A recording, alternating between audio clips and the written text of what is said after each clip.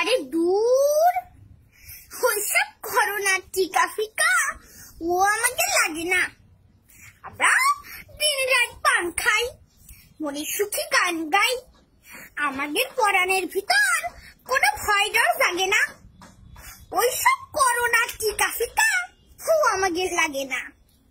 তো কথা হলো কি, আয় রোজগার তো বন্ধ, চাল কিনবো কি দে? এমন তো না যে করোনা হলি পেটে লাগে না খিদে। 1 কেজি চাউল কিনতে 60 টাকা লাগে। তো বাবু টিকা খাবো না ভাত খাবো, কোন কামটা আগে? তাও তো চিন্তায় চিন্তায় ঘুম আসে না।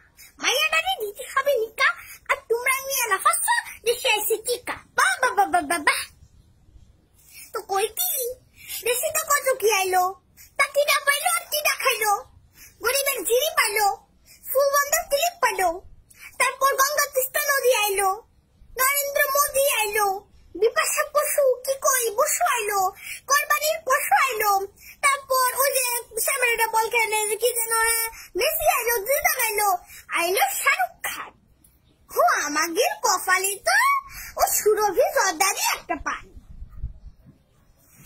কত কিছু দেখলাম বাপু এই দিন দুনিয়ার ভারতে। আমরা 200 টাকায় পিএস কিনি আর তোমরা ফসাও আড়তে। আমরা ভাই গরিব মানুষ, এই রোহিঙ্গাদের মধ্যে আসি, জিনিসপত্রের দাম যা হোক সাইডে খাইয়ে পড়েই বাসি। আর ওই অসুখ বিসুখ তো লাগিয়ে থাকে, পোষ কিংবা মাগে না। ওইসব করোনার টিকা ফিকা ও আমাকে লাগে না। আরে টিকা তোমরা বানাই, ওই ইঞ্জেকশন কিনে খাওয়াতে আমাদের মানায়। আর কয়দিন পরে দেখবা পুরন ঢাকা চকে টিকা নিয়ে উড়ে যাচ্ছি কাকসিল আর বকে, আগারগাঁও খিলগাঁও কিংবা কাউরান বাজারে করোনার টিকা মিলবে শয়ে শয়ে হাজারে। তাছাড়া আমাদের দেশের করোনা তো নিজের অবস্থায় টাইট, সকাল সন্ধ্যা সরবাটফারের সঙ্গে করা লাগে তার ফাইট।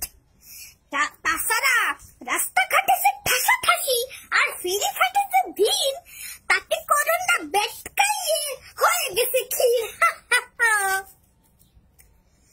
আচ্ছা, শয়তান ভালো হয় এরম টিকা কি আছে?